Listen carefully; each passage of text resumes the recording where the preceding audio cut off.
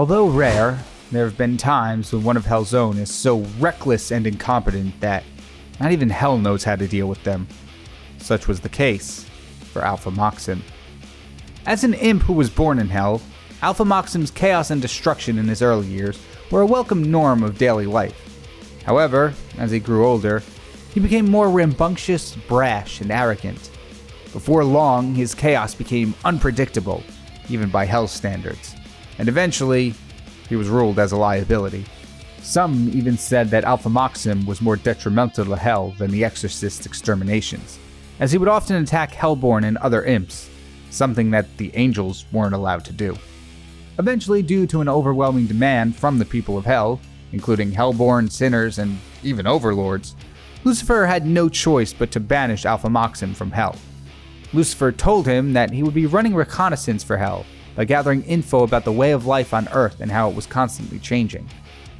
Alpha Moxim arrived on Earth and quickly learned how to blend in, covering up his more abnormal features, such as his skin, tail, big pink eyes, and his glowing mechanical mouth, the last of which was a transplant he got after he was caught in his own crossfire. He spent months studying humans and taking meticulous notes on their activities and behaviors. Except, he wasn't doing it for the sake of Hell, nor for the hell of it. Instead, he was gathering intel to plan out how to perfectly conquer Earth. Alpha Moxim knew that it would take way too long to conquer Earth single-handedly, if such a feat was even possible in the first place. So he opted to appoint his own generals to aid in the invasion. He started off recruiting 5 of the brightest minds he met during his time on Earth, which just so happened to be the first 5 teenagers he met at the high school he was going undercover at. With the promise of great power and fame, he persuaded the teens to join his side in his conquest of the planet, but only made them powerful enough to be slightly stronger than their fellow humans, to reduce the risk of any of them turning on him. Slowly, and possibly surely, Alpha Moxim and his team of powerful generals began to rain havoc on Earth, with the goal of ruling over whatever remained. As I mentioned in the intro, this is an idea I had for a video back when I was doing a doodle a day, and I forget who the actual prompt was for. I believe it was Invader Zim. I had the idea to take 3 characters voiced by Richard Stephen Horvitz and split the piece into 3. So the top was Moxie, the middle was Invader Zim, and the bottom was a character called Orthopox from the video game Destroy All Humans. And I wanted to make an actual fusion of that for this episode, so this was the first one I did, but I wanted to change it up from Orthopox to do something a little different because I felt like having 2 aliens would have been an interesting choice to do. So I chose Alpha 5 from Mighty Morphin Power Rangers. Did that work story and design wise? Not really. I probably should have stuck with Orthopox. I had a lot of trouble trying to figure out how do I incorporate this metallic mouth, which is Alpha 5's eyes actually, into the story of this Hellborn imp being banished from Hell. And furthermore, I also had to kind of just sweep under the rug that the fact that an imp most likely wouldn't have green skin by Hell of a Boss rules. But as long as I didn't acknowledge it in the story, except that I did right now, oops, that people might let it slide a little bit. I don't know. But the one thing that really bothers me is the little underwear on the outside thing he's wearing. I don't really know what to call it, but everything else looks really good except that one part. But I also felt that as I was doing this, I'm like, it needs something, it needs a little bit more Alpha 5 in it to get across all 3 characters. Even though I had the Power Rangers lightning bolt on the tail, I changed the feet to be Alpha 5s, I gave the shoulder pad and the mouth/eyes. But I opted for the underpants, and it's really the one part of the design that I do not like at all. While doing this drawing, I realized this should be a drawing where I focused less on the posing and more on the design details. So as you saw in the sketching phase, I originally had the character going in a more hunched over scheming pose until I realized that would cover up a lot of the torso And I wanted it to be seen because I want all the design elements of this character to be seen. Except looking back on it, maybe we could have covered up those underpants. And so I opted for a much more spread out and dramatic pose where the character is holding a knife and kind of threatening somebody off screen. And I think that works a lot better. As I mentioned, there are a few bits where I'm a little iffy about, but overall I think this is a really strong start to this episode and even possibly series. Let's take a look.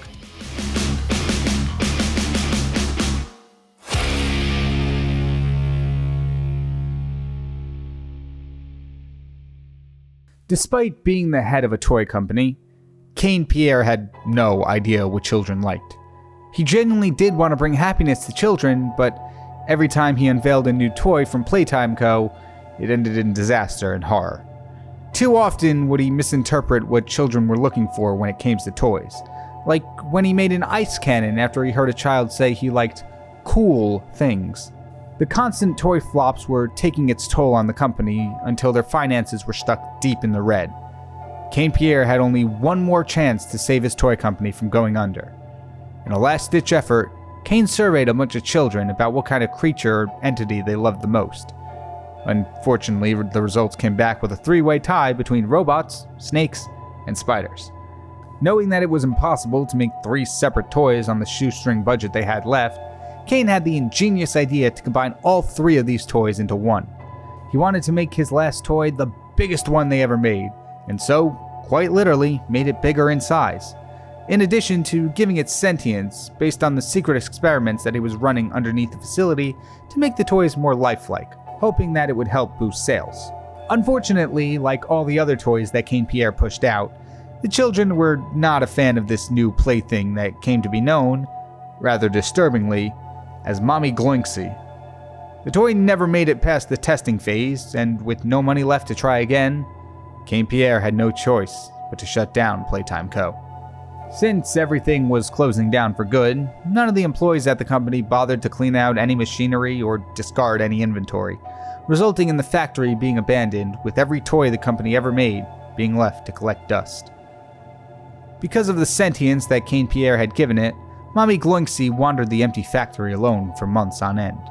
As time went on, the toy grew resentful of the cursed life that it had been brought into, until one day, when moving around the lower levels of the factory, she came across the hidden lab that Kane and the other factory workers used to conduct experiments to learn how to make the toys more lifelike and sentient. Mommy Gloinksy flew into a rage and destroyed the lab, releasing any of the toys that were alive. She was no longer alone. She no longer wandered aimlessly through the shallow, empty halls of what was once Playtime Co. Now, she had a purpose. She and all the other toys were going to find a way to escape the factory, and when they did, they were going to kill all of the factory workers that were responsible for their horrifying existence. This one wound up being a lot harder than I thought it was going to be, but I have no one else but myself to blame for that. Because as I was going through Elsie Lovelock's IMDb page to find out what characters she voiced, I knew that whatever 2 characters I chose, I wanted it to be fused with the Gloink Queen. Because I knew that design-wise, it would be the most different from whatever 2 other characters I wound up picking. And then I also subconsciously kind of went with Uzi from Murder Drones, because, at least for myself, that's where I know Elsie Lovelock to be from. And then I found out that she voiced Mommy Longlegs in Poppy Playtime. I'm like, oh, cool, I'll do that because I really like Poppy Playtime. So I put all those 3 together. I'm like, all right, cool. And the result was the design being very heavy on Uzi and the Gloink Queen, while the story wound up being very heavy on Uzi and Mommy. And that's only because, story-wise at least, we didn't really get much of the Gloink Queen in the pilot to Amazing Digital Circus, other than just like, here's the thing for the characters to fight, and all things must be Gloinks. At least that's what I remember. And then on Mommy Longlegs and Uzi's side, they both had a similar kind of revenge motivation that they wanted to do. Mommy Longlegs trying to kill the player character and everyone who worked at the factory, and Uzi trying to escape the planet to kill all humans. That was her motivation in the early episodes of Murder Drones. And overall, it turned out really cool. I like it. It's just like there's only a few little elements of Mommy Longlegs in the actual design. I used her hairstyle and then colored it to Uzi's hair color to combine those two. And then on the eyes, I gave it the kind of LED screen, for lack of a better word, that all the Murder Drones have, and gave it multiple eyes like the KyngPin has, and then made all the eyes green, once again, for Mommy Longlegs. So Mommy Longlegs is in the design, but there's like little bits and pieces of it, like a color or a hairstyle, or the fact that I made the arms slightly longer to show the elastic capabilities of Mommy Longlegs. And that was only after I did a couple of sketches, because in this video I did a lot more in the sketching phase than I normally would, by marking down all the key elements of each character, drawing a very rough sketch of how I could possibly combine all of them, a second sketch to really rough out the character with the fusion, and then finally, for this one, another sketch of a more dynamic pose rather than the character just standing there like it was a character sheet. And it was only in that third final sketch I'm like, oh, if I put the hand closer and longer, like more toward the viewer, it could look like it would be a stretchy hand, stuff like that. But let's take a look at Mommy Gloinksy, because the names were most likely the hardest part of this video.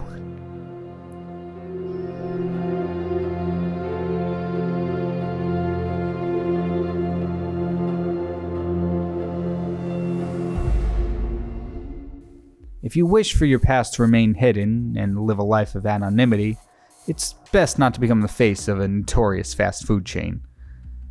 Many people knew about the horrific events surrounding the Freddy Fazbear franchise, and rumors began circling about supernatural occurrences surrounding the restaurant's animatronics. How they stayed in business long enough to open a mega pizzaplex was anyone's guess. But, as expected, the promise of supernatural happenings lured in crowds of curious explorers. One day, when the pizzaplex was closed, a group of 6 teenagers snuck into the huge building with cameras and other technology in hopes of recording some creepy findings. They wandered in the dark for what felt like hours, or even possibly days, when one of them pointed out how things didn't quite feel right. Then, from seemingly out of nowhere, an animatronic appeared in front of him and punched a hole through his chest, before vanishing into thin air. The animatronic pulled its hand away from its bow tie as the time skip ability took effect. Though there were still 5 teens somewhere in the building, taking out their friend most likely scared them away from digging any deeper into the franchise's past. Though, the animatronic knew it wouldn't be long before another group of kids tried to do the same thing. Michael Doppio remembered little from his past life as a human. How his soul ended up possessing a rockstar bear animatronic with a clock for a face was a mystery that was never solved. Nevertheless, he was still on a mission to remove all connections that tied himself to the Doppio family name and destroy the wretched places of their crimes by burning down any Freddy Fazbear restaurant that his father had worked at. Michael's father, William, left a trail of death and destruction in his wake as he tried to unlock the secrets of the world that no mortal man should ever know. William Doppio killed and experimented on kids to try to unlock the secrets of the human soul, trying to pull out special powers he believed were buried deep inside of everyone. When he was done with the children, he would stuff them into one of the animatronics at whatever location he was working at. A lot of these times, the animatronics would develop fascinating powers that William was looking for, though these places were usually abandoned by the time the powers manifested, so no one took any notice. Michael had managed to burn down pretty much every other Fazbear pizzeria before he found himself stuck inside the shell of this time-controlling glam rock bear. He believed his work was done and he would simply rest as an animatronic and live the anonymous life he was deprived of thanks to his father's actions. Unfortunately, the end is never that easy. No matter how many times Michael faced off against his father, fate would favor the demon and he would always come back. This time, was no exception. Michael learned his father was alive underneath the foundation of the Pizzaplex, and with the help of a young boy who got locked inside the Pizzaplex at night, set off to find his last remaining relative and tie up the final loose end, linking Michael to the horrors of Freddy Fazbear. This one, I really struggled to come up with a third character of Kellen's to use in this fusion. I knew that I wanted to use either Diavolo from JoJo's Bizarre Adventure or Overhaul from My Hero Academia, and Glamrock Freddy, even though overall there were so many more Five Nights at Freddy's characters I could have chosen from. There was Funtime Freddy, Sun, and Moon too that he all voices, which is incredible. But I felt Glamrock Freddy would be the animatronic that made the most sense to have Diavolo's long flowing hair, just because it fit Glamrock the most. And going through Kellen Goff's IMDb page, I really couldn't find any other characters that I was familiar with until I landed on Loki from Brawlhalla and Bezel from Chicken Nugget. And I really couldn't decide which one I wanted, so I asked my friends and they came back with Bezel, which makes sense considering Diavolo's Stan King Crimson has time controlling abilities, so thematically it worked out. But the one problem with Bezel is he doesn't have too much to his design. He has the floating clock face and a purple suit and a bow tie, and that's pretty much it. So it was really hard to incorporate Bezel into this design. Obviously, I put the clock face on Freddy's face, which looks really cool, and also made the head floating just to give it that little bit more of Bezel. But other than that, the only other similarities that were between these three characters were the colors that they shared. Freddy and Bezel shared a kind of tealish blue kind of color, where Bezel and Diavolo shared a purple color with Bezel's suit and Diavolo's pants. But I couldn't include like the top half of the suit because I wanted to include Diavolo's fishnets, which for the most part would probably rather work better if this character didn't have a shirt on underneath it. So Bezel is incorporated a little bit, but mostly only through the colors of his character design. The posing was a little tricky for this one because I wanted to use a JoJo pose. I wanted to do the pose where Doppio is getting a call and he's has his hand to his ear listening for the sound of the phone ringing. But in the opening to Golden Wind, his hand is actually between his hair and his head. So if I did it as it was in the anime, it would block out the hair. And I really wanted to showcase Epitaph's time-seeing ability by drawing a little Vanny in his hair. So I took a couple of creative liberties and put his hand behind his hair, which kind of still works, but also really ruins it, as I've come to figure out. But I really wanted that image in the hair to be seen, so I do like it better. But let's take a look at our final drawing of the episode, Glamrock Bezelvolo. I'll hopefully come up with better names in the future.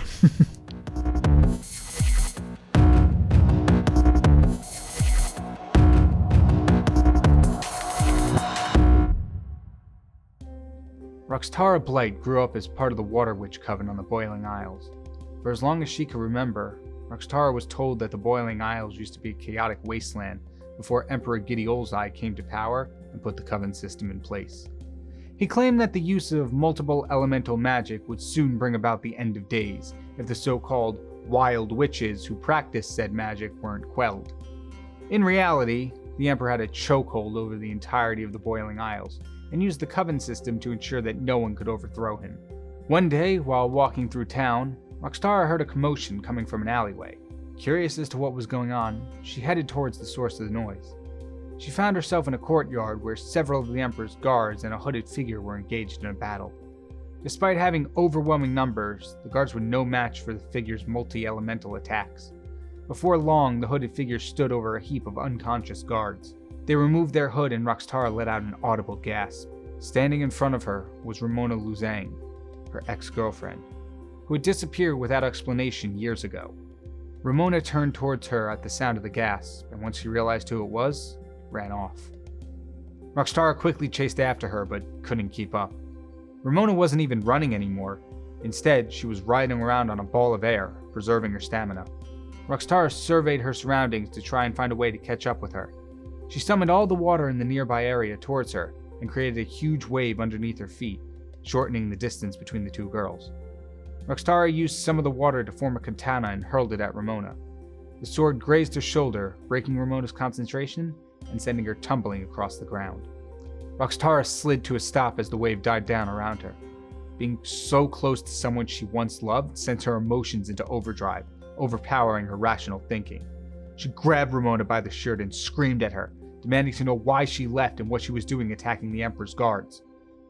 Ramona avoided Roxtara's eyes as she spoke. She told Roxtara that when they were together, before either of them were part of a specific coven, she witnessed the Emperor's guards storming into a home and forcibly arresting wild witches. She tried to step in to help, but was shoved aside. In that moment, her fear and anger caused her to use multiple types of magic to attack one of the guards. As a result, she was arrested with the other wild witches. Ramona knew Roxtara wouldn't believe that she could be captured so easily, but she wasn't done explaining. She easily busted out of jail and went into hiding, honing her abilities to use all different types of magic simultaneously, until she was ready to take down Emperor Gideolzai. Roxtara let go and turned her back to Ramona. She'd spent so many years believing that Ramona just up and left, but in reality, she was captured and Roxtara wasn't there to help. Through her teary eyes, Roxtara turned back to look at Ramona and held out a hand to her, promising she wouldn't be alone in this fight anymore. It is so good to do another episode of these, especially since I think everything, at least all the designs in this episode, turned out better than the first round. And so for that, thank you all for the suggestions. This has been really cool. But overall, this one might be my favorite out of the three. This one had the best connections between all three of the characters, where like the abomination magic that Amity uses can be substituted for waterbending because they have roughly the same liquid properties in each of their respective shows. And then I could use that to form the katana that Roxy has. Then I can include all three of their attacks into one thing by using the water-based magic. I was really nervous about drawing the water though, because I don't believe I've done anything liquid on the channel. Like I haven't drawn any like water stuff yet. Like I've never drawn anything like this fluid and with it like wrapping around the body. But overall, I think it turned out really good. Even like the sword made out of water turned out so much better than I was expecting. I really like how the shading went with like the different globs of highlights and shadows that really make it feel like it's shimmering and stuff. And it's very faint, but I think it was a very nice extra touch that really brought the piece together. Is I added water caustics, which are the little white lines that you see on like the walls that are like bouncing around in like indoor pools, to parts of the character that were the closest to the whole waterbending things. It's subtle, but I think it really brings the piece together. I really like it so much. And let's take a final look at Amity Blight, Roxy Richter, and Katara, all voiced by Mae Whitman.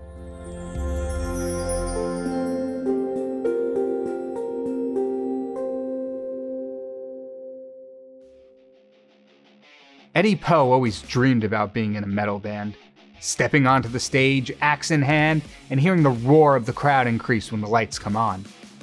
In the real world, however, he spent most of his days running a noodle shop with his father. Also, he was a panda, which, in Eddie's world, didn't typically go on to play in metal bands. Despite the black and white coloring of their fur, which would have made them fit in perfectly with a black metal band, their round shape, soft fur, and general cuteness made it hard for people to take pandas seriously in an angry, heavy-hitting music scene. Nevertheless, Eddie kept trying to achieve his dream. He was learning to play the guitar. Well, in reality it was an air guitar, as the noodle shop didn't make enough for Eddie to actually buy a real one. He also would occasionally sit outside the local stadium and listen to bands play shows. One night, while hanging outside the stadium, he noticed that the maintenance door had been left open. He quickly looked around, surveying his surroundings before sneaking inside. Though it was too dark for Eddie to see, he followed the sound of the music, which led him up a steep flight of stairs. Eventually, he saw the dancing lights from the stage and hurried towards them, only to find himself in the rafters above the band's massive set decoration, As the band was ending their song, Eddie began climbing down the set to hopefully get into the crowd for the final moments. However, as soon as he stepped onto the gigantic set piece, it gave way, and a huge chunk of it, along with Eddie, fell to the ground. The last thing he heard before everything went black was a discordant note from the guitarist. Eddie's eyes opened again as he stared up at the ashy gray sky. He turned his head side to side, only to see a desert wasteland that stretched as far as the horizon. He thought the whole world was bouncing, until he realized he was being carried by grotesque creatures made entirely out of bones. Eddie quickly broke himself from the restraints, rolled off the makeshift gurney they had him on, and landed on the ground. Bone creatures, which resembled turtles, dropped the gurney and turned towards him, brandishing weapons. One of the turtles lunged at Eddie and slashed him across the arm. Eddie recoiled and got into a fighting stance, then ran screaming in the other direction. He didn't get too far, not only because of him being out of shape or his black fur absorbing the sun, but also because the slash in his arm was causing him excruciating pain. Eddie fell to his knees holding his head, felt like his entire body was on fire. And suddenly, his body began transforming. His teeth and nails grew sharper, parts of his skin were turning a deep green, and even his tail went from a tiny ball of fluff to a large, scaly one adorned with spikes. Eddie looked at himself horrified. He tried to scream, but instead let out a huge pillar of flames. The bone turtles closed in on him, ready for another attack, but before they reached him, they stopped. Eddie was no longer just a panda, but instead looked like a hybrid between a panda and a lizard. The bone creatures immediately dropped their weapons and fell to their knees. They began calling him Your Highness and offered to escort him back to his castle. Confused, but not really looking to get into another fight, Eddie went along with it and followed them through the desert. They reached the castle gates, where he was escorted inside and wound up in a massive throne room, in the center of which sat a shiny electric guitar. Eddie approached the instrument, and when he picked it up, felt a surge of electricity wash over him. Despite no practice with a real guitar, Eddie was shredding like he'd been playing for years. He never felt more alive than in this moment. Fusing Poe, Bowser, and Eddie Riggs from a game called Brutal Legends was the hardest of the three by far, not only in design but also the story as well. The problem I wound up with is that Bowser and Poe don't really have very distinguishing features. Obviously Bowser's got the green, the fire, the tail, the spikes, the shell, yada yada yada.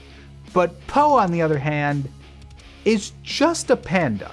So there wasn't really much from a character's perspective that I could have done to add in Poe elements other than just normal panda things. I even went in at the end and fixed up the muzzle a little bit to make it more like Poe's, where it's rounder, rather than Bowser's, which has like two sections of that round up and meet in the middle. Another problem with the design is that the fire drowns out a lot of the colors, which is where Poe is mainly represented. Specifically, the black eye circles around the face and even the beard kind of get a little lost, as well as like the arms and the back of the hands, which are all black, which makes it really hard to see that, oh, they're Poe's colors, they're not the same as Bowser's normal colors. This also wound up being another drawing in the whole fusion voice actor thing, where the design is heavy on two characters, while the story is heavy on two different characters. The design is very Bowser and Eddie heavy, while the story is very Poe and Eddie heavy, with him wanting to be in a metal band instead of wanting to learn Kung Fu, and then ending up in this fantastical world, which is a connection between Mario and Eddie, but it's not quite the same. If I was doing Mario Poe and Eddie Riggs, it would have been much easier because there's more connections between the stories of each of those characters. And my only regret with this one is I think I went a little too heavy on Eddie Riggs from Brutal Legends, which is a game I'm not sure many people know about. So Poe and Bowser are definitely like the more well-known characters voiced by Jack Black, but I just got really into the storyline and the character of Eddie in Brutal Legends that it kind of influenced the way I was writing the story and designing the character. I still really like it, but that might just be my bias towards like metal stuff. But let me know what you think down in the comments, and thank you for the suggestion of Jack Black characters.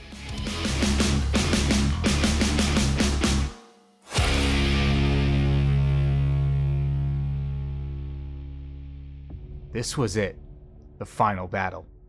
For so long, Winnie Taz, better known as Shredder, had been trying to defeat the pesky ninja animals that stood in his way.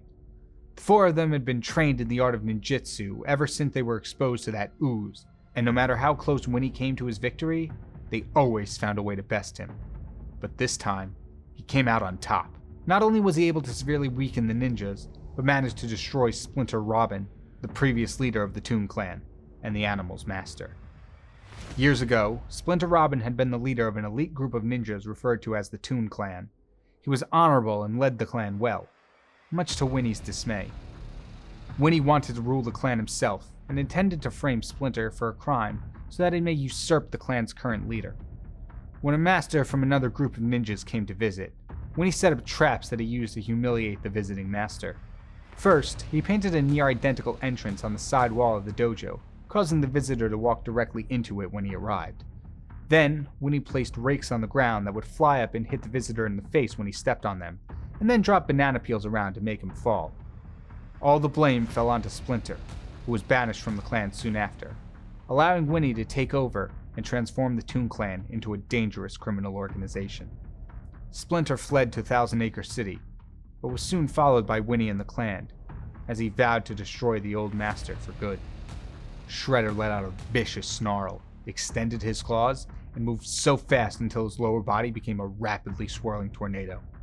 Using the wind funnel as propulsion, he launched himself at his adversaries, ready to deal the final blow and officially claim his rule over Thousand Acre City.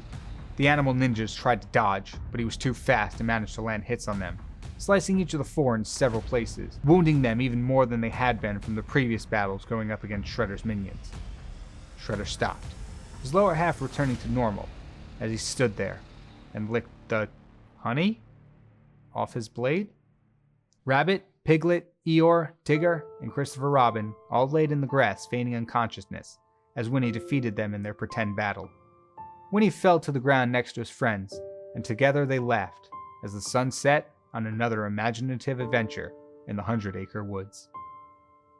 It's really weird that through all three of the character fusions, I wound up with a picture with someone using water, a picture of someone using fire, and a picture of someone using air.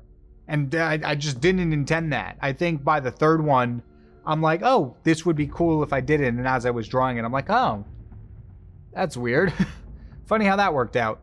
I thought I was going to have the same problem with Jim Cummings' characters as I did with the Jack Black ones, where it would have been really hard for me to find aspects of the two different animal-based characters to fuse. But it was much easier to combine them, switching up the colors of Winnie and the facial features of Taz, and just adding them together and then just dressing him up as Shredder. And overall, I know ending stories as like, oh, it was all a dream or an imagination is kind of a weak way to end a story, but I wanted to have more Winnie the Pooh in there just because I felt like there was good Shredder. It had the whole turtle thing going up, Foot Clan, yada, yada, yada. And then I added the tornado legs and the beastly snarls and stuff. I just feel like mentioning it, Winnie by name wasn't enough. And with the quick synopsis I read of Winnie the Pooh, it read that the characters follow their imaginations to find adventures. And although that's not exactly what I did, they used their imaginations to go on adventures in a sort of Backyardigans-esque style of storytelling. But I kind of like it. It's a nice wholesome ending rather than like, oh, the villain won and everyone is dead. And that brings us to our final drawing of Winnie the Pooh, Shredder, specifically from the 1987 Teenage Mutant Ninja Turtles, and the Tasmanian Devil, all voiced by Jim Cummings.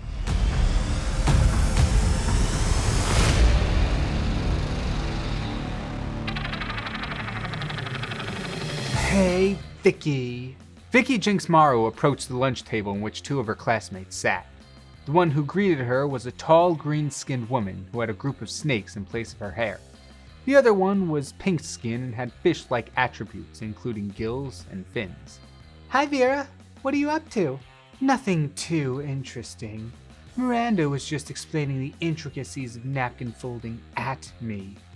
Vicky turned to look at the mermaid princess that was her classmate at Spooky High, and sure enough, Miranda was rambling away about the different types of folding techniques, while simultaneously demonstrating them on an ornate cloth napkin that she definitely didn't get from the school's cafeteria.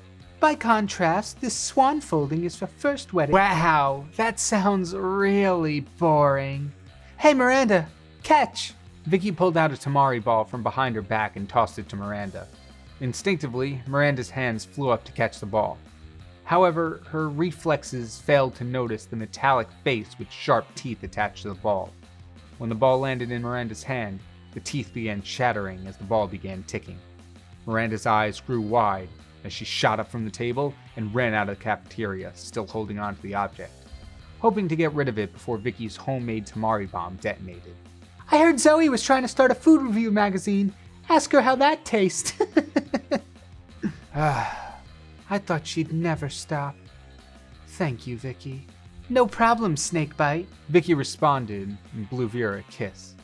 Spooky High's prom was coming up soon, and Vicky was trying to slither her way into Vera's good graces in hopes that she may accompany her to the grand event. So far, she had mixed results. Despite being bright and clever like Vera, the two girls had very different business models.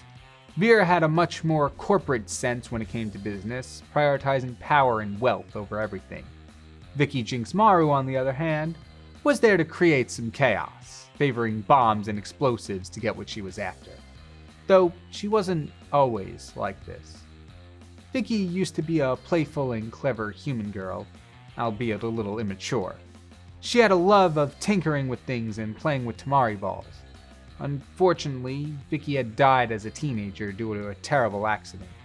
In grief, her father tried to resurrect her, and although he succeeded to some extent, the resurrection process drove her mad. It wasn't long before Vicky, now a resurrected mass of body parts, was forced to live in the monster world. Now outcast and alone, Vicky didn't know what else to do except carry on with her life in this new world. Hey Vicky, you there? Vicky snapped back to reality, not having realized she started staring into space. Vicky, I wanted to ask you something. Vicky's heart began racing. It was a long shot, but she had a faint hope that Vera was about to ask her to prom. Yes! What is it? Vicky replied, trying to hide her excitement, to little success. There's a very fancy business dinner event tonight, and I want you to come with me. Vicky's heart sunk.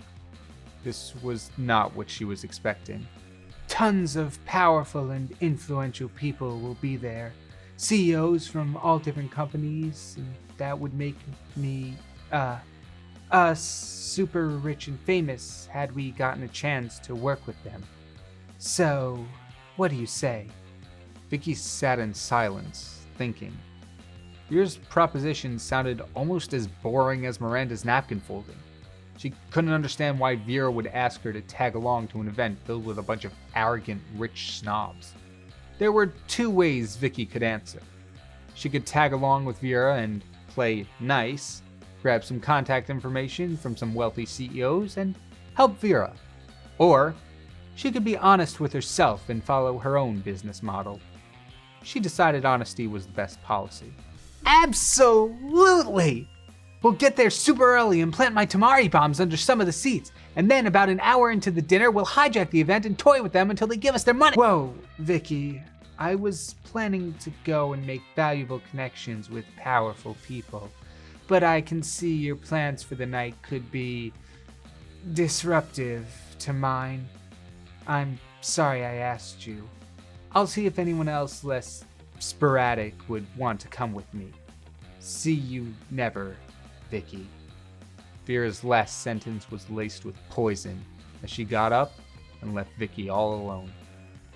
To start off, I just want to clarify that the Jinx I'm using here is specifically from the game League of Legends and not from the Netflix series Arcane, as I found out they're voiced by two different voice actresses. But with that out of the way, I want to say it's great to be back. This might be one of my favorite series on the channel, and I think you can tell that as well, not just in the final result of everything in the video, drawing, story, whatever, but also in the behind the scenes stuff too, because this drawing took nearly 9 hours to complete. For reference, I usually spend around 3.5 4 hours for a piece, and while admittedly I did struggle a little bit with the posing, there was also a lot of other things that I was doing differently that I wanted to experiment with. First off, it turns out that drawing 3 times the amount of arms that you normally would in a piece makes the painting take 3 times as long. Alongside that, I also was trying to lean heavily into cell shading to mimic the Monster Prom style, with a little bit of my own painterly style thrown in there too. And although I've done some cell shading on my pieces in the past, I was really trying to emulate the style of Popcross and Dempsey and all of my other artist friends that I've worked with, where they lasso out certain sections and then fill them with the shading and highlights, whereas I usually just go in with the brush tool and do it, I don't want to say manually, but like by hand, even though that one really doesn't apply either. Either way, I tried a very different method of shading, and it definitely made the piece take longer, but it was also really cool to experiment with. Just a note for later for myself, if you're going to experiment, don't do it on a piece with so many different attributes. Like if I just did this on one with 2 arms, it probably wouldn't have taken me as long, but I'm working with weapons, multiple arms, posing, all different types of colors and material. It was just, it was a lot. The original design I had at the very start was very heavy on Jinx and Sazumaru, so I wanted to include more of Vicky's design. So I ended up adding bits of blue, having the extra arms that Sasumara has, and making them like stitched on appendages a la Frankenstein. But I have to say, I think making the extra arms blue made them almost invisible.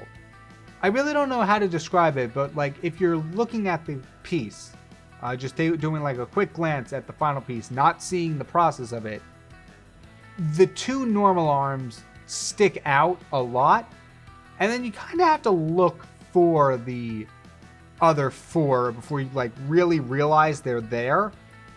I have to say, I'm really happy with how the Fishbones rocket turned out, with Jinx or Vicky or whatever I named this fusion leaning on it, because this was a very complicated weapon to draw, and I took different iterations of the weapon that I found on Google for reference and kind of combined them all together, which I think is cool because now it comes up with my own design of Jinx's Fishbones rocket launcher.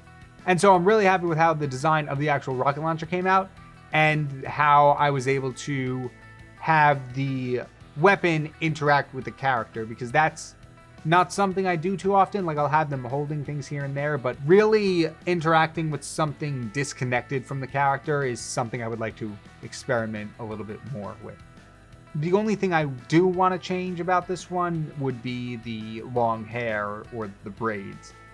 I was trying to mimic the Monster Prom style of line art when it came to the hair, but also using Jinx's hairstyle with the 2 long braids. I think I made the segments too big and too uneven. I would have liked to make them thinner and made them more consistent in size. When it came to the story for this particular character, it was by far my favorite to write for the entire episode. I think it was really cool how I set it up like a Monster Prom scenario, where like you're interacting with one of the characters, they give you a proposition and you have 2 ways of answering, and based on whatever your stats are in the game, you can either fail or succeed, and that would alter your relationship with that particular character. And I wound up taking a lot of inspiration for this design based on me and my friend's playthrough of Monster Prom over on our video game channel, Boss Level. And so the only thing I will say is I feel like me having so much experience with it, I didn't really set the scene for someone who maybe was new to Monster Prom or even Boss Level, because I feel like I went into the story being like, oh yeah, here's the knowledge of everything that happened to my playthrough. That's common knowledge.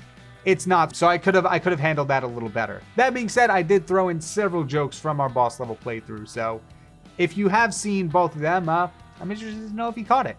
But thank you, Knight of Arcane, for the suggestion. And let's check out Sazumaru, Jinx, and Vicky, all voiced by Sarah Ann Williams.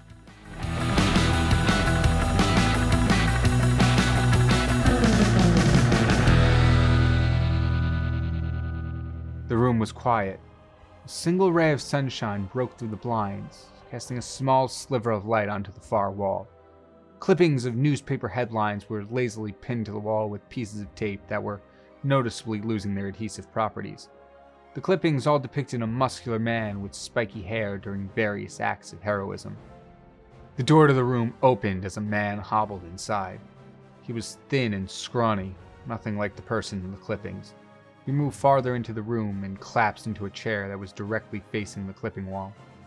He sat in silence, staring at the memories of the life he lived. Remembering all the highs and lows, he relaxed into the seat, taking long, deep breaths, thinking about his journey. The skyscraper seemed so small to Toshijita Zoro. It had been years since he received his powers from his mentor, but the novelty that he had powers at all, despite being born quirkless, never seemed to fade. He continued floating above the city until he heard the echo of someone screaming. Toshijita sprung into action immediately. He bolted straight downwards, making a beeline to the source of the noise. When he arrived on the scene, he saw a villain gripping a civilian and holding a blade to their throat. Upon further inspection, though, Toshijita could see that the blade was originating from the villain's arms. He was a quirk user. Toshijita simply smiled as he reached toward his hip, where a katana hung by his side. In the blink of an eye, the villain's arms were empty. Their hostage was gone, and their bladed arm was nothing more than a stump. The villain looked up from the remains of their arm and realized that Toshijita was next to them, holding his own katana inches away from their throat. The villain began pleading, saying he didn't want to die and that he would go quietly if he was spared. Toshijita didn't move, and for a minute only scowled at the villain. Then he moved the sword away from their throat. I don't kill. Not anymore. The villain breathed a sigh of relief and started to chuckle. The chuckling became more and more manic until it was a full-on hysterical laugh. Oh, mighty samurai, you've grown weak. I gave you the chance to kill me and you didn't take it. That one mistake will be your undoing. The mighty samurai whacked the villain on the head with the butt of his sword, knocking them out cold. He didn't have time for monologues. His time was running out. He picked up the unconscious villain and quickly brought them to the nearest police station. Once the villain was apprehended, the mighty samurai went searching for an empty rooftop. He barely made it before coughing up blood as his body transformed into its original form. The powers given to him by his mentor may have increased his strength and agility, but they didn't make Toshijita invincible. A year ago, the mighty samurai found himself in a duel with a formidable foe, Dracul Mihal. The two fought valiantly, both of them pushing themselves well beyond their limits, trying to gain the upper hand. Eventually, they both wore themselves out, allowing the other to land a hit on them.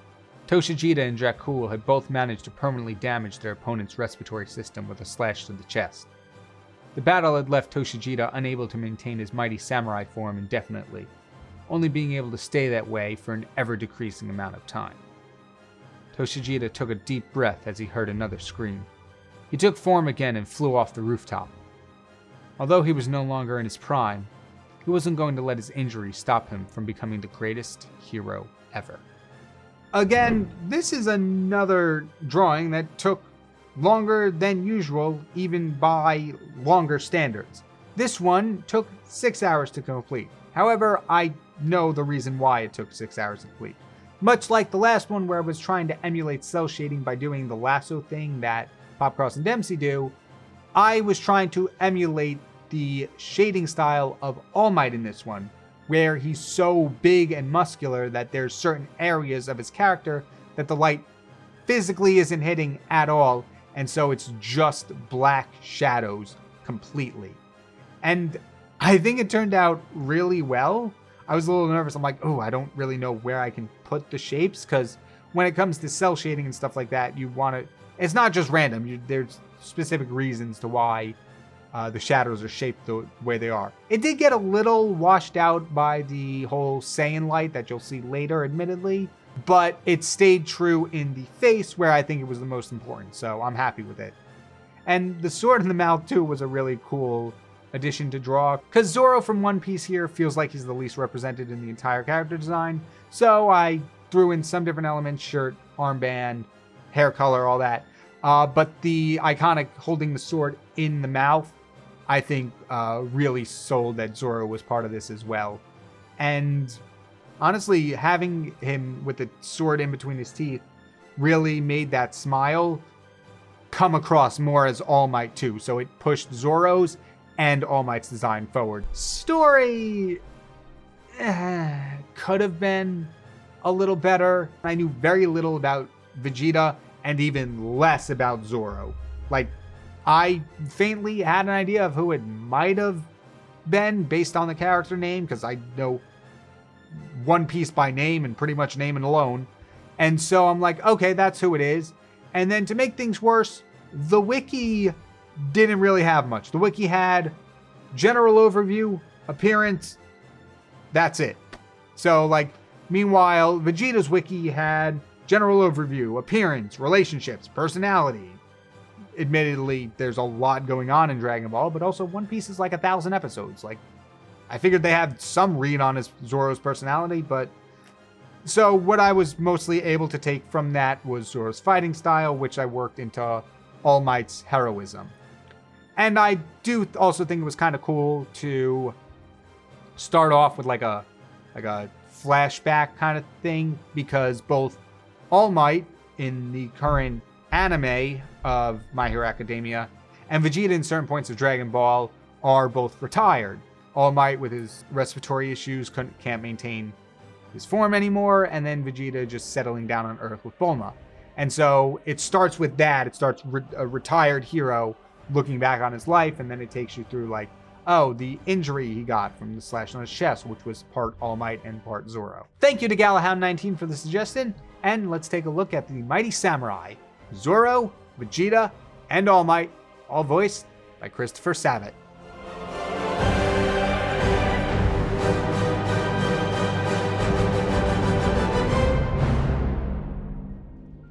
Humanoid Tiger picked up the metallic head of a robot and inspected it. He put the robot head over his own and wore it like a helmet as he continued to trek through the remains of the battlefield. The Apalexian surveyed the smoldering wasteland as the bodies of robots and his clan members littered the ground. He made his way towards enemy lines, keeping his head on a swivel, ready to defend himself at a moment's notice if it so came to that. Eventually, he came upon the enemy's base. If his information was correct, his friend would be inside. The robot devil and his army had taken Bender's friend in the dead of night, and Bender vowed not to sleep until he was safely returned back home. Bender rallied his clan, and together they stormed the enemy base, but the robot's devil army was ready for them. They fought long and hard. Now he was the only one of his clan left standing. He stood before the door to the enemy base. Normally, one would be wary about simply walking through the enemy's front door. But what Bender Rathscott lacked in common sense and intuition, he more than made up for in brawn and strength. Sure enough, when he kicked down the door, he found himself staring face to face with at least 50 dozen robots, all tasked specifically with exterminating Bender. He didn't even bother to count how many robots there were. In a short time, they'd all be scrap metal anyway.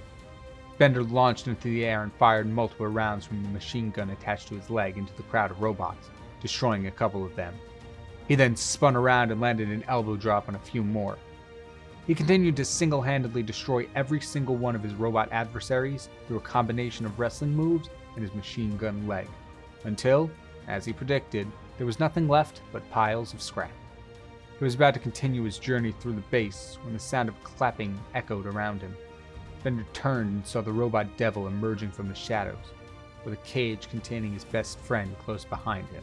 Ha! Bet! Upon seeing his friend, Bender flew into a rage and began shouting in the robot devil's direction. Let me tell you something, Cage. If you think you can hold my best friend inside of you without getting torn apart, you're in for a rude awakening.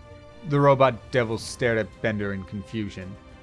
He knew Bender was far stronger than him, but he didn't realize he was so dumb. The robot devil thought about how he could use this to his advantage. Stand down, Bender. I do not wish to fight. I know your strength is far superior than mine. You better believe it is! Right.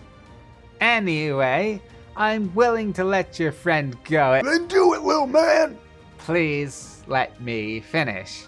I am willing to let your friend go if you beat me in a competition of my choosing. Do you agree to these terms? Bring it on! I can beat you in anything! We'll see about that. The robot devil pulled a golden fiddle from behind his back. If you can play this fiddle better than myself, you and your friend are free to go. And I'll even let you keep the fiddle. Ooh, shiny! Let's do it then! The robot devil began playing with incredible grace, producing one of the smoothest sounds anyone had ever heard. His fingers danced around the strings with precision, like he was already 3 notes ahead of what was currently being played. The robot devil started to move along with the sounds, giving a visual performance of the notes. Admittedly, he got a little carried away, but eventually he finished his turn. Holding his head up high, he handed the fiddle off to Bender. All right then, your turn. The robot devil still felt the fiddle in his hand. He opened his eyes, only to see that Bender was no longer in front of him. He looked around, realizing he was alone, until his eyes landed on the cage. Ah, shoot. It was torn to bits, and both Bender and his friend were gone. Yikes, this one might end up being a long episode. I'll be honest, I really had no idea where I was going with this story, mostly because none of the characters that were suggested are main characters per se. Wrath is an iteration of Ben and only appears, dare I say, when the plot calls for him. The Scotsman, although I don't know much about Samurai Jack, I know is only an ally to Jack and doesn't always appear in the series, if my research is correct. And then Bender is part of Futurama, which for the most part is more anthological, I believe is the right word. And so there's not much of an overarching story that I could have taken from there, although I admittedly did some parts of this story.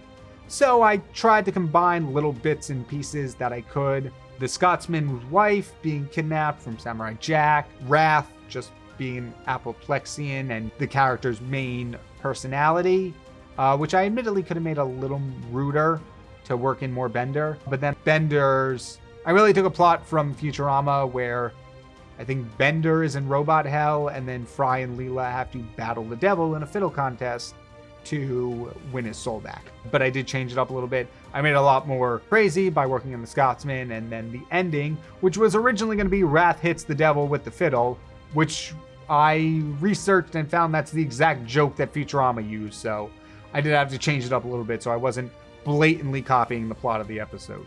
And even before I started working on this episode at all, I did think about foregoing stories just so I can work in more characters into the design and then only do design notes. But personally, I felt like the stories make these kind of episodes more interesting, because like, oh, well, the design's cool, but how can he work all the characters into one cohesive story? And sometimes it admittedly works better than others, but it's still really fun to write. And for the drawing itself, this one was the quickest. This one took the standard 3.5 to 4 hours, and that's mostly because I didn't really do anything fancy here. I did a little bit of cell shading that I normally do in my pieces, where I brush them in instead of lassoing them in, and then I mixed it with my usual painterly style. Like in the story, Bender by far was the hardest to incorporate into the fusion, since his design out of the 3 was the simplest. It was just gray all the way down and just a couple of cylinders, and also he was the only not organic being out of the 3, so it was trying to combine human robot was a bit of a difficult task. So his designs are mostly confined to his head. It basically is his head with a few minor altercations, including Wrath and Scotsman in there. It made the rest of the design very cohesive, although I probably could have done something with him and the machine gun leg. I feel like I could have probably worked those together. Speaking about the machine gun leg, I did take the design directly from Samurai Jack's art style. So I feel like there is a bit of a dichotomy between the rest of the piece in my style, how I would just normally do things, and then a very simplistic blocky gun, since guns are not something I have the most experience in drawing. So I just kind of took that, drew it out. But I have to say, with the simple design, it made the perspective and the resulting pose turn out amazing. Thank you to Nucleo for this suggestion of John DiMaggio, who I absolutely love. And let's take a look at Bender, Wrath, and the Scotsman.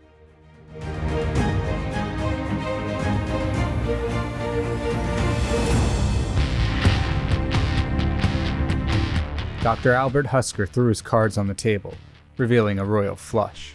He laughed flauntingly as he pulled his ill-gained chips closer to him. He enjoyed a good game of poker at the casino, but enjoyed a winning game of poker even more. Of course, he experienced plenty of wins thanks to his masterful sleight of hand and proficiency in manipulation. The doctor stood up and left the table, ready to cash in his chips for the night, when he spotted a dealer sitting at an empty table out of the corner of his eye. He didn't know what it was, but there was something about this dealer's ear-to-ear grin that pulled Albert in. Unable to resist the temptation, he approached the dealer. As he got closer, he noticed the dealer was wearing a red suit and carried a cane with him.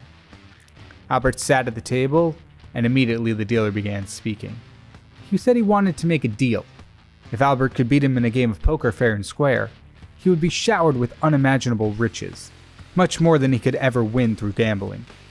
However, if Albert lost, the dealer would have his soul.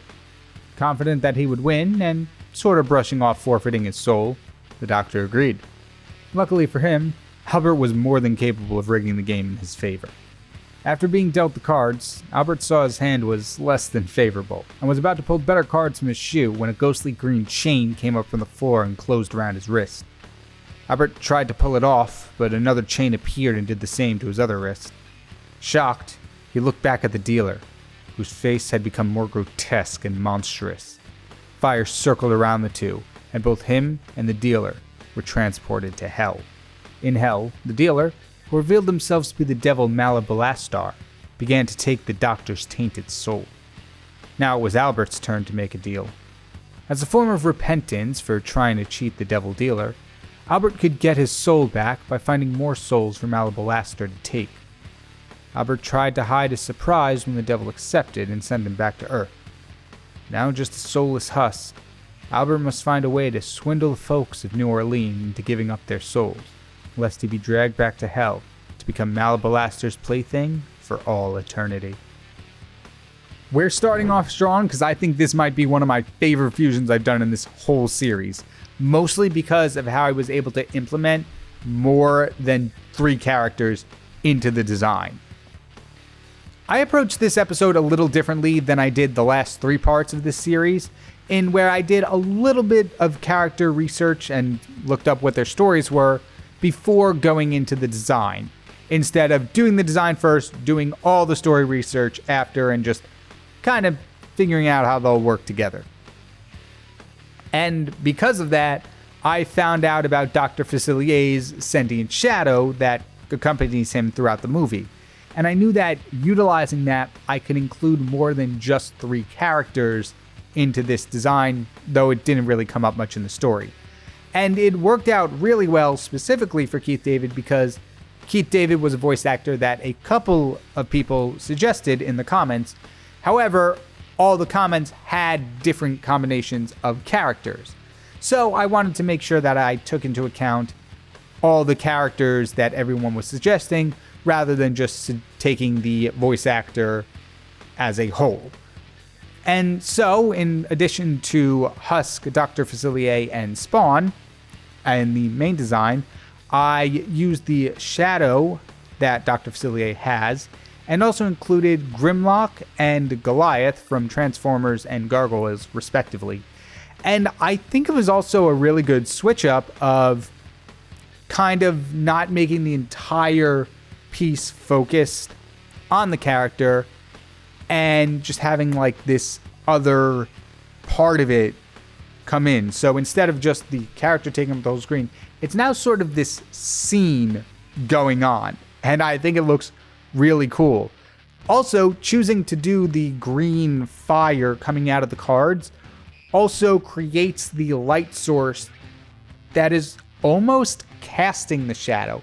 It's not perfect as the shadows coming from his feet and scaling up the wall, but keeping that lighting consistent of the green fire coming from lighting underneath the face, and then also a light coming from the front to cast the shadow on the back of the head or the back of the wall, it really creates this creepy, sinister element. Like, the main three characters was creepy enough with the underlighting and the flaming cards, but the addition of the shadow just makes it such a more horror, mystical, demonic element to it that I love so much. But overall, like, this was an easy fusion to do, just because there was so much overlap between the design elements. We had Husk and Dr. Facilier with the top hats, the card motifs, and the sort of magic per se, but that's really all three of them because Spawn has the Hellfire powers and all that. Dr. Facilier has friends on the other side, and Husk has a whole bunch of things like magic, the kinetic energy stuff similar to Gambit, and overall, like, even the color combination between Dr. Facilier, Husk, and Spawn were quite similar with the blacks and reds with a little bit of white here and there. So everything just really came together for this design. And thank you so much for the suggestion. I wouldn't have thought of doing this had you not suggested it. But let's take a look at our first one. Keith David using Husk, Spawn, Dr. Facilier, Goliath, and Grimlock.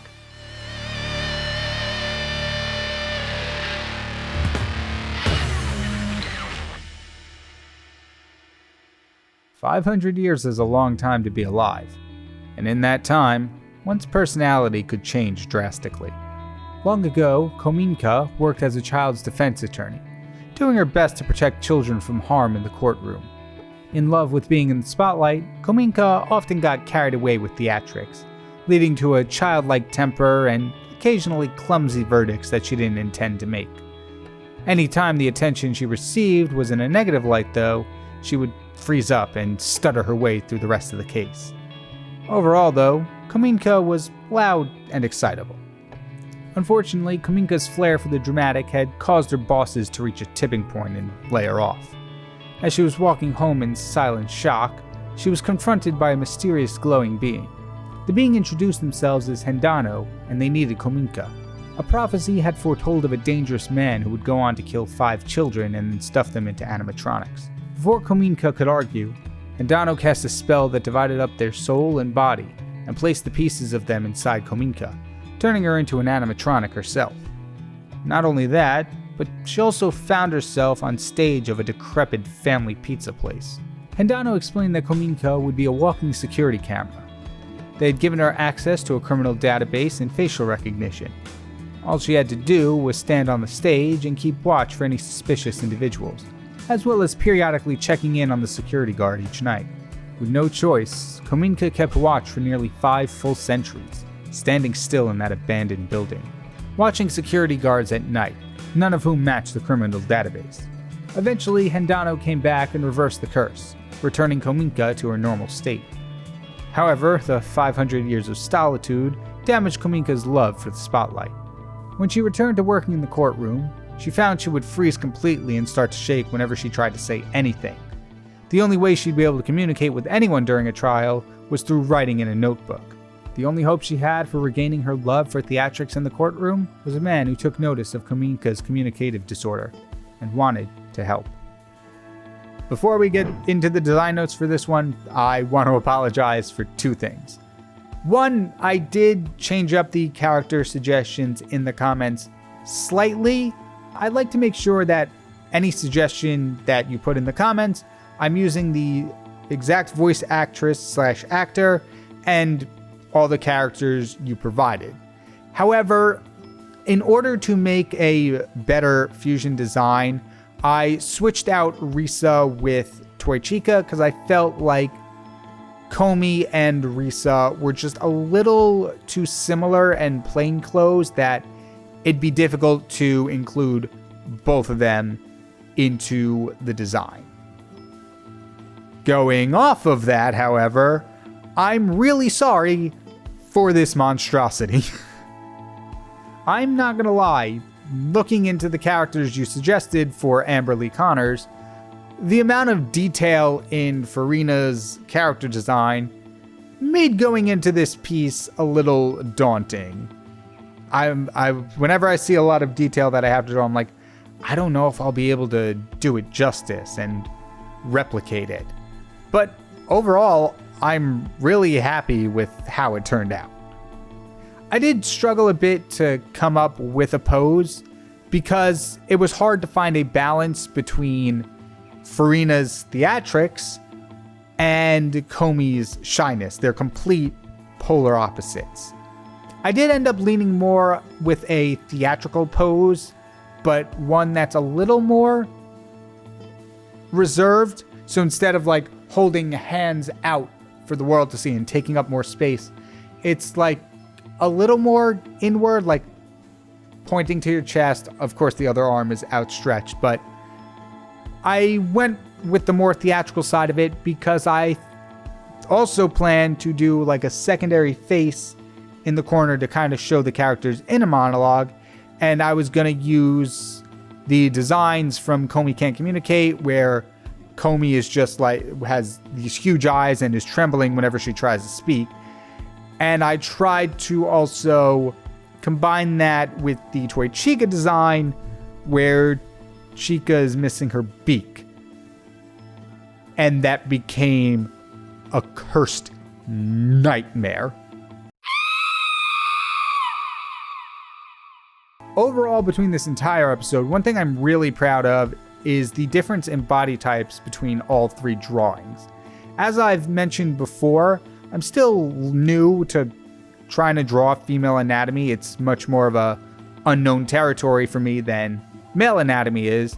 But throughout the last few episodes, I've gotten a lot more practice with it, and I'm really happy with overall how this one turned out as like a sort of culmination between all those last few videos coming together and being like, here's what I've learned, even if it was all just subconscious. Overall, I just think I'm getting a better understanding of anatomy, which is I'm really happy about. Aside from the color palette I used, I feel like that comes together really nicely. The staff is definitely my favorite part of this. I've been using the symmetry tool more to aid in my design process, and using it in this case really helped give the staff its mystical or magical feel to it. Although, when it came to the line art, I didn't actually use the symmetry tool to do the line art for the staff, because I had already put it at an angle and messed up the angle of the original layer I did, so I kind of went into it, and it's a little imperfect, but I don't think it's imperfect enough to tell. Despite it being a cursed nightmare at the start, I'm really happy with how this fusion came out. So let's take a final look at Amber Lee Connors, Toy Chica, Komi Shoko, and Farina.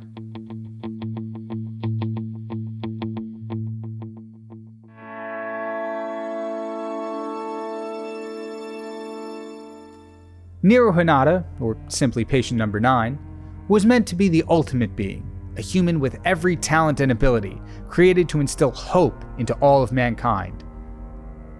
Nero's world was not new to extraordinary abilities. A heavy percentage of the population had powerful gifts and were referred to as ultimates. A school in Japan known as Ultimate Academia would seek out the best of these ultimates and teach them how to hone and utilize their powers in order to fight off the armies of hell that were constantly pouring into their world. Ultimate Academia had quite a strict acceptance policy and only accepted a handful of ultimates into their hero course each year.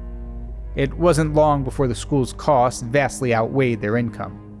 As a solution, Ultimate Academia began to offer reserve courses to students who weren't ultimates, increasing the amount of revenue the school was bringing in. While most of the money went back into the Ultimates hero courses, A portion of the money was being used for secret experimentation. The academia heads were researching the abilities and talents of all the ultimates that came through the school, in hopes of creating the ultimate being, a single person imbued with every ultimate talent and ability. A godlike being who could defeat the demons and inspire hope. It was known as the Archangel Project. Unfortunately, they needed someone who was completely devoid of any talent or ability to undergo the testing. The main reason for the Ultimate Academia's reserve course. Nero was one of the students in the reserve course, and despite being talentless, adored the opportunities that the Academia had given him. As his health was rapidly deteriorating, Nero made sure to make the most of whatever time he had. Nero was approached by faculty members of Ultimate Academia to participate in the project due to his love of the school. He agreed to participate, believing the experiment would give him the means of healing and living a long and fruitful life. However, during the procedure, things didn't go as planned. Some of the talents that were being implemented into Nero were tainted, and while on the operating table, his right arm began to glow and mutate. Nero awoke to a trashed operating room. He didn't feel different, but it didn't take long for him to notice that his right arm was rough and scaly. The procedure hadn't worked as the Academia Committee intended, but Nero now had demonic powers at his fingertips. Despite a newfound boredom for life that came with the immense power, Nero went up against the demon armies, boosting the morale of generations of Ultimates. So, I don't know which is harder, fusing characters that I might not know from your comments, or trying to choose 3 characters to fuse on my own based on your suggestions, especially if the voice actor has so many roles. This piece that I've done is by far the most detailed of the 3, and quite possibly in the entirety of this voice actor fusion series. The 3 characters I chose to work with in this fusion, as voiced by Johnny Young Bosch, were Hajime Hinata / Izuru Kamakura from the Danganronpa series, Nero from Devil May Cry series, and 9 from the My Hero Academia movie Heroes Rising. And design-wise, they all work together very well, especially 9's torso and Nero's Devilbringer arm. There's something about the combination of those blues and purples and those dark grays that tie them together and make them look cybernetic and demonic at the same time, which feeds both into 9 and Nero's design. Like, if you look at the chest first and then the arm, it's like, oh yeah, it's got like a superhero cyber kind of feel to it. But if you look at the arm first and then the chest, it's like, oh yeah, it's like dark and demonic. And it's weird how it can be both at the same time. Admittedly, Hajime or Izuru is the least represented in the fusion design-wise, even though he gets his chance to shine within the story. The character hair taking up so much of the piece, it almost doesn't matter that that's the only part of Hajime or Izuru that got into the design, just because it's such a big part of the piece. Adding in any more would have felt like I was tipping the scales in Hajime's favor. And the way I chose to shade it, like very harshly down the middle, the darker side of his hair looks like the original color of Izuru's hair is coming in, so there's even that added element into it. Even though I did talk about it in the last piece, I am a little unsure about the anatomy in this piece. I feel like the designing of the torso, the patterns on it, distracted me a little bit from doing a proportioned torso and abdomen area.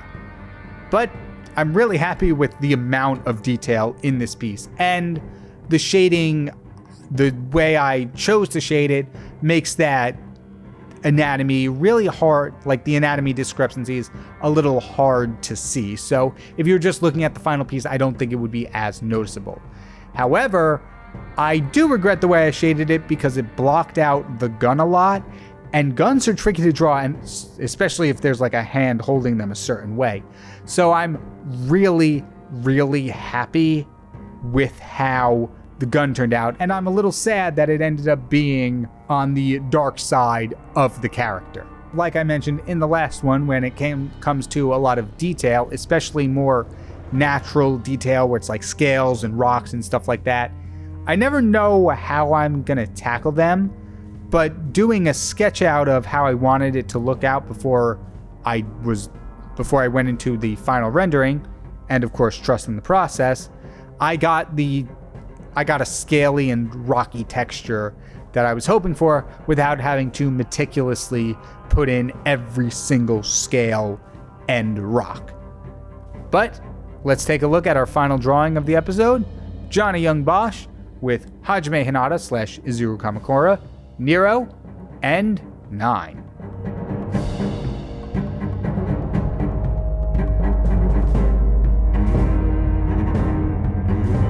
King Starbob Screampants wasn't always the ruler of the Decepticons. In fact, it was a turn of events that no one would have ever predicted. Starbob was a hard-working Decepticon, putting lots of effort into tactics and battle plans in the fight against the Autobots. However, he himself never saw battle, being that he could never seem to get his transforming license. While all the other Decepticons were transforming into cars, tanks, and helicopters, etc., Starbob spent years trying to do the same, to no avail. In the meantime, Starbob continued to work in the Decepticon war room. One day, Starbob was wandering around Cybertron when he tripped over a solid object and fell over. Looking back, he saw what appeared to be a crown sticking out of the ground. He unearthed it and placed it on his head. As he expected, nothing extraordinary happened, so he decided to head back with his new treasure. As the war raged on, Starbob couldn't help but feel that he would have been much better suited to lead the Decepticons than Megatron. He believed that he was a proficient fighter, but he was never given the chance since he never got his transforming license. More and more, Starbob grew resentful of Megatron, bolstering out loud how he deserved to be the leader. Other Decepticons noted that alongside his change in behavior, Starbob's body was beginning to form ice.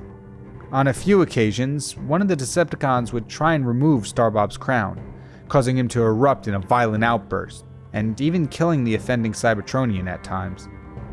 Eventually, Starbob snapped, the crown taking full control of him. He marched into his transforming school, killed the instructors, and issued himself his own transforming license. He gave himself the ability to transform into a jet and sped off to confront Megatron and claim his rightful position as leader of the Decepticons.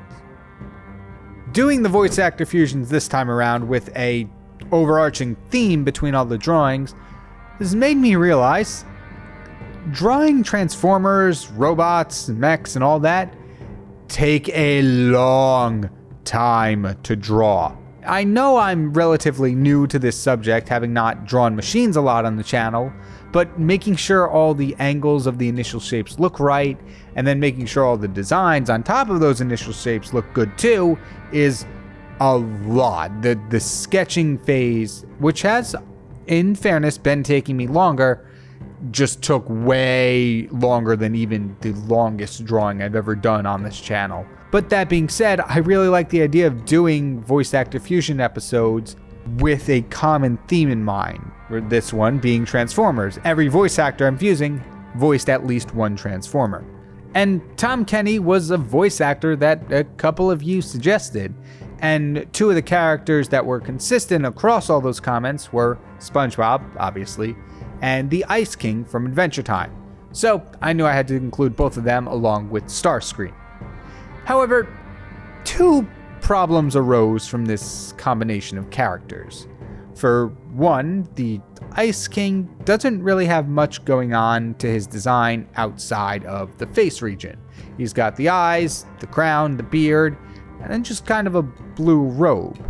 And while SpongeBob does have a little bit more to the design the more you travel down his character, he is 90% just a face.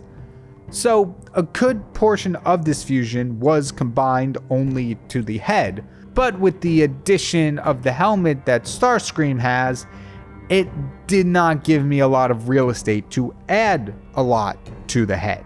So what I ended up doing was taking elements from Simon Petrikov, the Ice King before he became the Ice King, and added his glasses to include more of that character to it. The second issue that came up was during the flatting stage. There's very little overlap in color between these three characters. Starscream being a maroonish kind of purple color in its entirety, Ice King being various shades of blue, and SpongeBob being warmer colors around yellows, oranges, and browns. Not a lot of those colors really connected, so as you could see, I did struggle a lot with coming up with a color palette for this character. So what I wound up doing was keeping Starscream's color palette for the most part, and mixing in some of the blues from the Ice King, and then adding in SpongeBob colors for specific elements. The SpongeBob elements that I did implement were pretty ridiculous overall, but they were also really fun to do. First off, I gave him shorts, which just is funny because I don't know, just seeing a robot in shorts makes me laugh. And then I also fashioned the cockpit that Starscream has on his chest from the jet he turns into.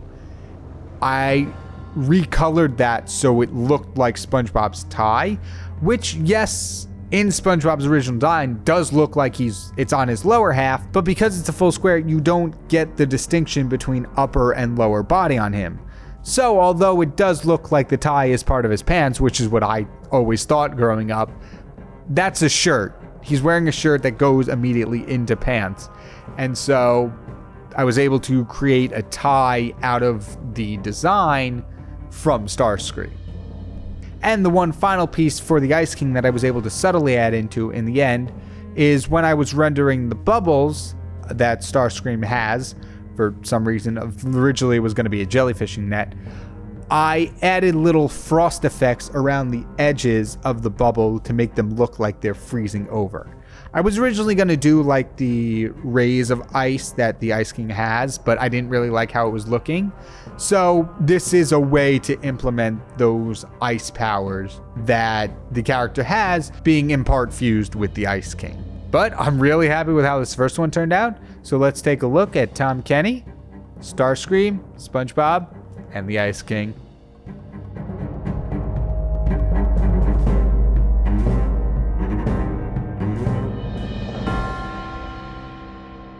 Thorod Knuckles was a hot-headed Autobot on Cyberguard.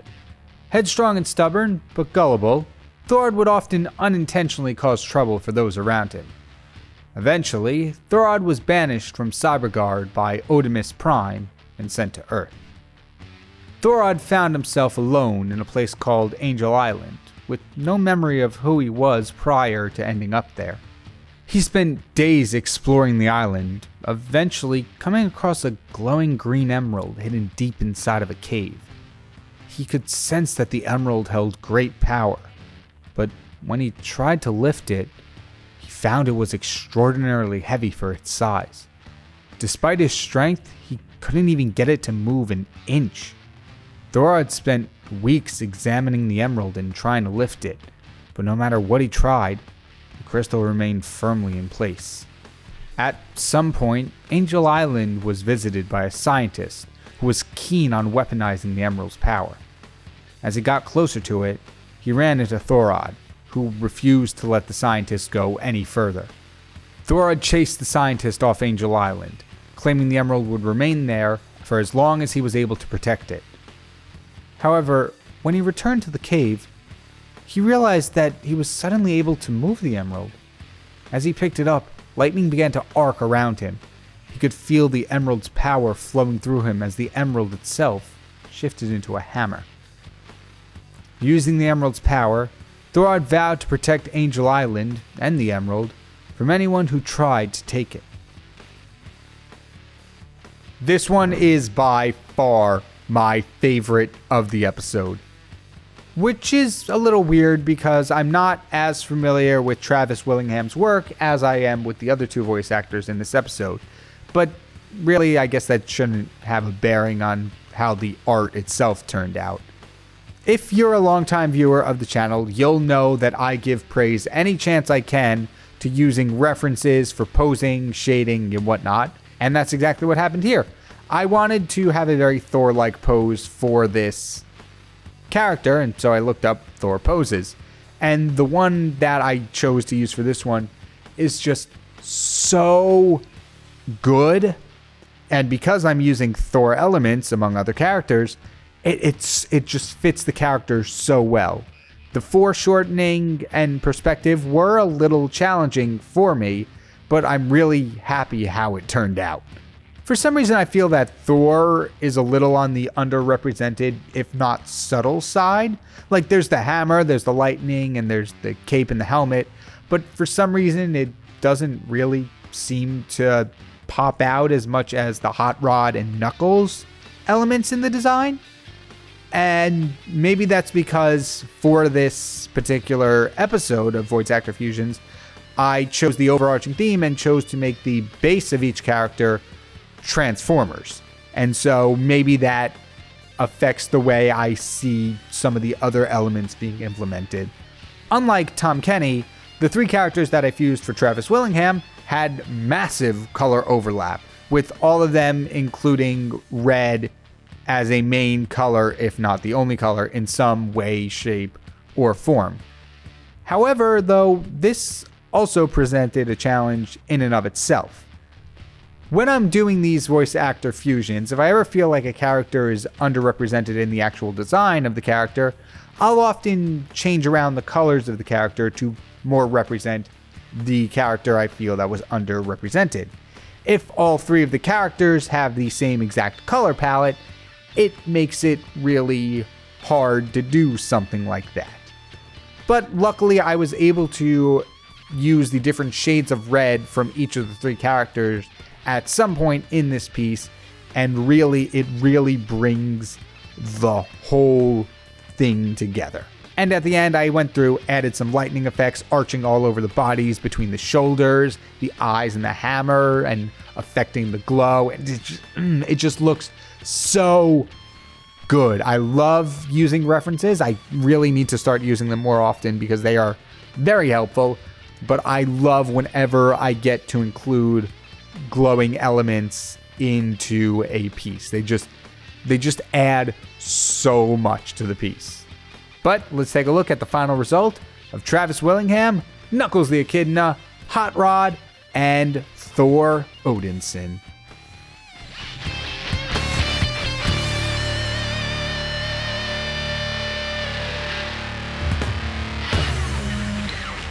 The Sound Demon used to be the true king of hell, pulling the strings from the shadows. The denizens of the underworld feared his name and cowered in his presence. For years, he shaped hell in his image, until one day, he vanished. Years passed without even a mention of Alifstar, the Sound Demon. All of hell assumed that he either was beaten by a more powerful demon, got bored and moved on, or never really existed in the first place. Much to the dismay of many, though, the Sound Demon did exist, and after 7 long years of peace and quiet, Alifstar returned. No one knew where he went, nor how or why he returned, but they all noticed he was different. Not only was he more public with his appearance, he somehow looked even creepier than everyone remembered him being. His entire body was now made up of metal. His haunting grin showed through a sharp mask, giving the illusion that he had even more teeth. And he was even carrying an ornate sword, which at the hilt sat a microphone. Many tried to record the Sound Demon's reappearance, but whenever he got in the vicinity, all forms of technology began to glitch out, especially video. During his time in Hell, Alifstar began making binding contracts with crowds of demons, promising his help in return for a favor somewhere in the future. No one knew what these favors might entail, but for the few who failed to uphold their end of the contract, they were never heard from again. When deciding which 2 other characters to use for Edward Bosco for this fusion, I was debating between Stryker from Hell of a Boss and Alistair from the Hazbin Hotel pilot. I was originally gonna go with Stryker because it's a role that Bosco is currently in and reprising as more episodes of Hell of a Boss come out, but then I realized that not only would Alistair probably be more recognizable overall, but I can also use the Radio Demon aspect of Alistair with Soundwave, and it would be a much more cohesive conclusion than Cowboy Assassin. And Leaf was just there because I thought the design looked really cool. I knew nothing about Fire Emblem when I started drawing this. But the design, my goodness, the design looks amazing for Leaf. I might have to check out the game.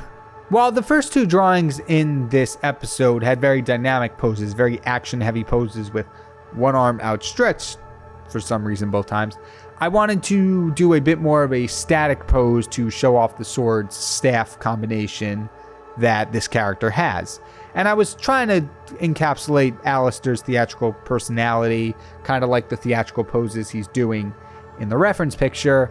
I feel it ended up being a bit too stiff, as I'm still learning to draw with these shapes with the hard edges and sharp angles. Overall, though, I do think the design is awesome, especially in the head area. I'm really happy with how the implementation of Leaf's mask turned out, that sharp going up and the teeth with Alistair's actual ear-to-ear grin behind that to make it even more menacing.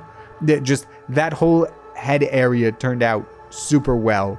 The combination of the shoulder pads of the more pointed one of Alistair's and the rounded one of Leaf's didn't exactly come across how I was expecting. The bottom half I wanted to be more rounded, but it's a very unique set of shoulders that I really end up liking, and it looks very consistent on both sides, which I'm very happy about.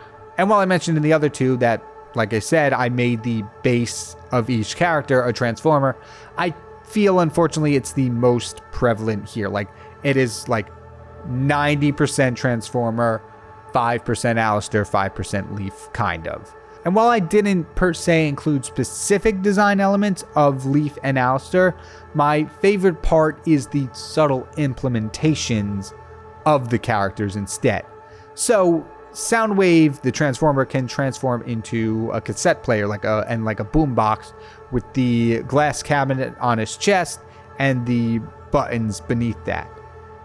In order to implement more of Alistair, I swapped that out for an old-timey radio and like an AM/FM dial. So it still keeps the sound aspect of Soundwave. I just downgraded the cassette player back a few generations of technology. So the design is still there, but it's different, which implements Alistair. And I thought I'm really happy with not only how I chose to implement that, but really how it turned out too. The AM/FM dial on the lower torso actually looks really good. It looks like an old-timey car radio, which granted is not the same as the radio in the upper torso. That's much older than a car radio, but I still really like how it turned out. And for this one, there weren't any really struggles deciding on colors. It's predominantly Soundwave blue, but throwing in the dark grays and purples of Leaf and confining the Alistair red only to the upper part of the character was a really smart decision to make otherwise disjointed colors appear to seem more coherent. But yeah, that'll do it for our next drawing. Edward Bosco, Soundwave, Alistair, and Leaf. Let's take a look.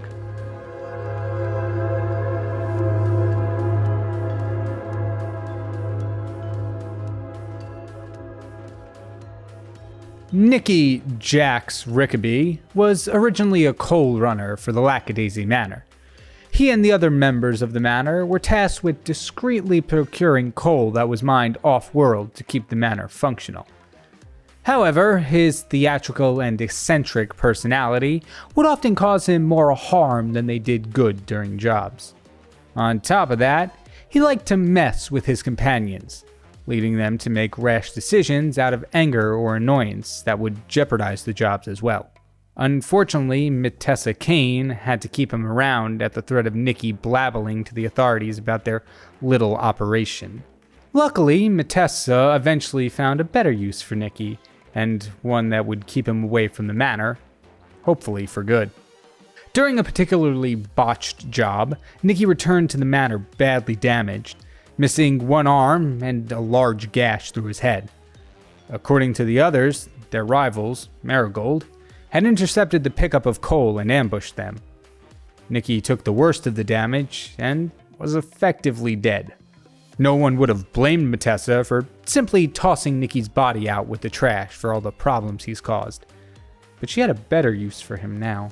Using the sparse resources that the Lackadaisy Manor had, Mutessa had Nikki's body augmented with a robotic arm that held a cache of weapons, and a face visor with a computer chip that would allow Mutessa to program a new objective into Nikki. Keeping his more jerky personality intact, Nikki's new mission was to take out the higher-ups in charge of Marigold. This once theatrical coal runner was now turned into a bloodthirsty murder drone.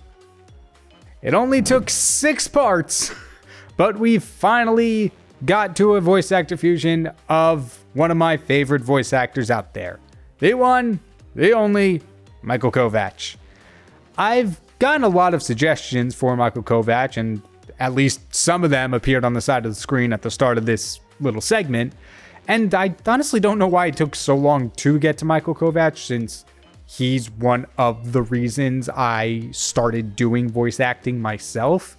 And a little side tangent, after almost a year of doing it, it's really weird to see where I've come. I've done a lot of cool things, and there's cool things coming in the future. Anyway, back to the actual drawing. Choosing the characters for Michael Kovacs was pretty simple. Although he's been in a lot of roles, specifically in the indie animation scene, I had to go with the 3 that A, are most recognizable, but more importantly, B, the ones that I love and have taken inspiration from, for lack of a better word, in terms of storytelling and voice acting. Jax from The Amazing Digital Circus, Serial Designation and Murder Drones, and Rocky Rickaby, Lackadaisy. I genuinely love all 3 of these shows. Lackadaisy might be one of the best comics I've ever read, and what really started me on this whole webtoon journey that I've taken this year. But I promise that's enough about me. We're going to talk about the drawing for the rest of the time. With all that being said, there got to a certain point in the drawing where I could not escape the fact that what I had drawn kind of resembled Mario when he's wearing his Tanuki suit. And looking back on it, it also looks like the Animaniacs just a little bit as well. And I don't think I ever really escaped those as I finished up the piece. I think looking at the final piece, you can still see Animaniacs / Tanuki Mario in it. The overalls and big round smile were just too similar to not make those comparisons. And this might have been the easiest fusion that I've ever done in this entire series. The biggest hurdle I get when I'm making these voice actor fusion episodes is I want to make all the designs seem cohesive and intentional. I don't want it to look like I've taken a bunch of different design elements from each character, threw them into a blender, and called it a day. I want them all to feel like their own original character designs, but while somebody's looking at them, maybe even the voice actors themselves, they can go, okay, I see characters X, Y, and Z, but it looks like they're its own original character. And doing the episodes, it's all about striking a balance between those two things. And I think I did a pretty good job in this one specifically. The only things I would say are a little out there in terms of design are the pink of the overalls. I think it clashes a little bit with the blue of the jacket, and Jax's bunny ears are just kind of, well, they're there, and that's it. But overall here, each character does feel equally represented, something that I've mentioned in previous episodes that I struggle with sometimes, where I can include 2 of them really well, and then the third character is just kind of like, here's a tiny detail.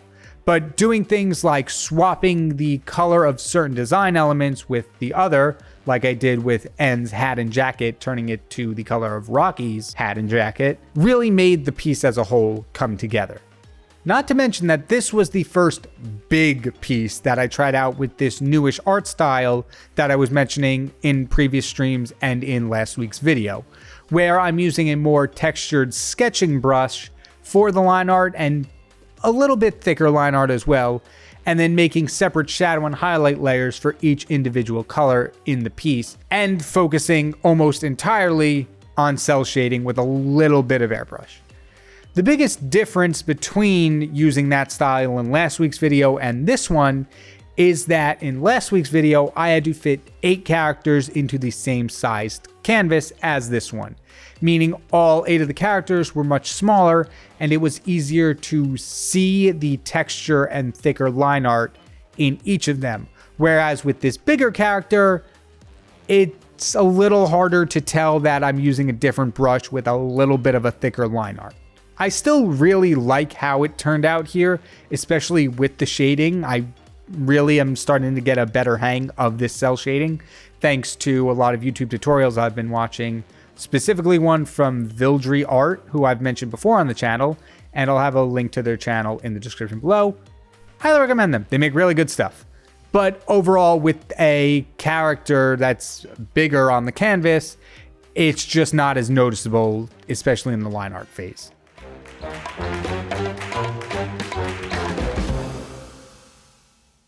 Stubborn and prideful, Sangalestia was the head of Equestria Down, a school located on an island in the middle of nowhere.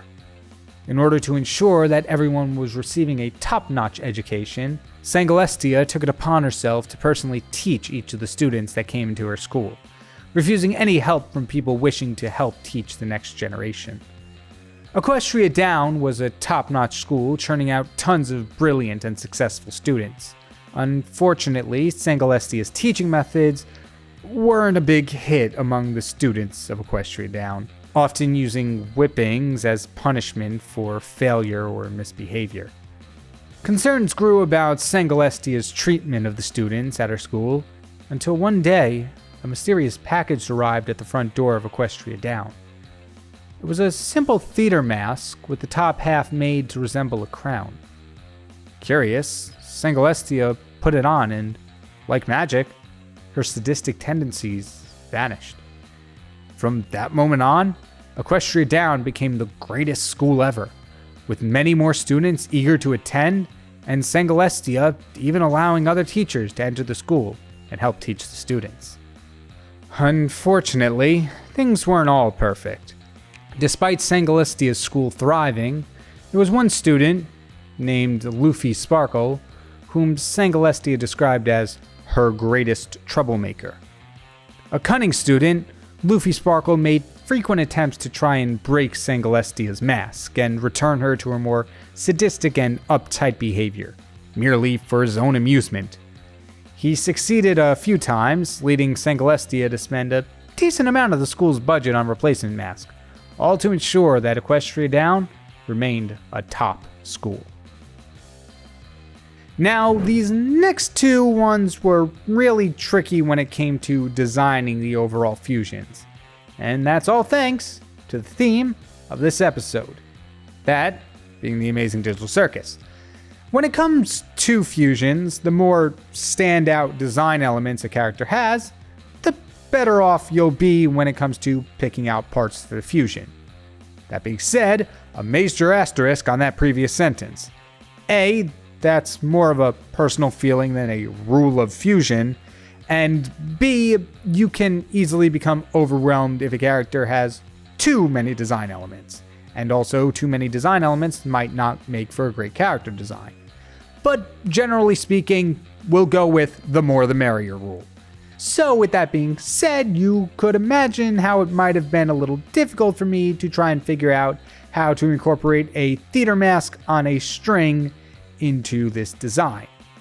Princess Celestia was also a little bit difficult since she had no clothing to pull inspiration from, but she had the horn, the hairs, the cutie mark, and also was a horse, so there was a little bit more to work with there. With all that being said, I am a little up in the air with this one piece. The pose is nice, and I really like how a lot of the elements turned out, but as an overall cohesive design, I feel it's lacking something. As a drawing in and of itself, there's a lot of things that I think turned out really well here. For one, the lining and rendering on the hair as it flows down the character's body is really good, as well as the bangs-like hairstyle, especially since one of the things that I struggle with in art that I'm actively working to get better on is drawing out different hairstyles. Drawing the bangs covering some of the character's eyes and going into those long wavy locks at the back of the hair turned out really nice. And like I mentioned in the last piece, taking the color palette of one character and putting onto the design element of another one can really go a long way. And a good example of that here is taking Sadie's long flowing hair and coloring it with the striped pastels of Princess Celestia's hair. Unfortunately, in the piece as a whole, the colors clash a little bit with the hot pink of the leather suit, which, whoa, transition, is where I think I can see the benefits of this new style I'm experimenting with. When I kept all the shadowing and highlights confined to the same couple of layers, I feel like I was really limiting myself in what I could do when it came to rendering out different materials, so to speak. If I wanted a more vibrant or subtle sheen on a certain material, I would have to make a whole new layer just for that little segment. But assigning each color their own rendering layers via clipping mask, I can change them to more perfectly fit each individual material. Yes, it does mean that there are a lot more layers for me to search through when I'm trying to switch things up, but there's something I like. It's giving a fresh perspective on how to look at how different materials can be rendered out. When it came to rendering out the main leather suit of this piece, I was really able to bump up the highlight layers so you get a near white sheen when it comes to the edges of the outfit. It's not perfect just yet. I think it needs a little bit of tweaking as I go forward with the style, but as a starting point, this is a really good spot.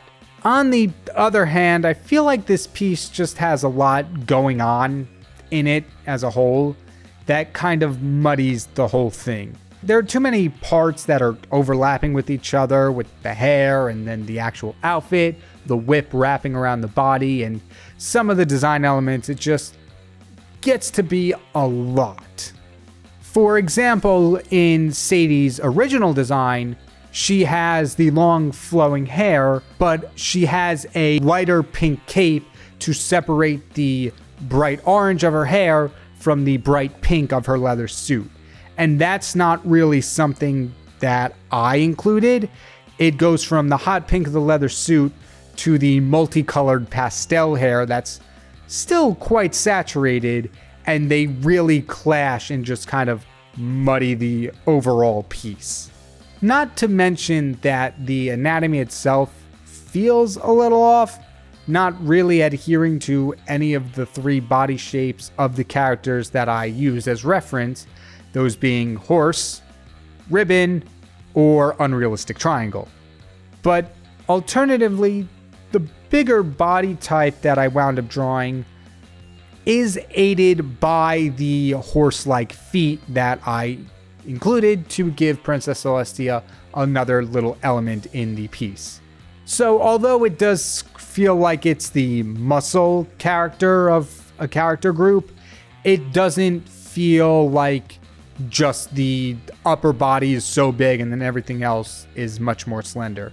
It's the wrong body type for the characters I was referencing, but proportionally, it's not too far off from what a muscular body type would be. There was also a little bit off camera after I finished the whole thing where I went back, smushed all the layers together, and made the head overall just a little bit smaller because I felt like I made it a little too big.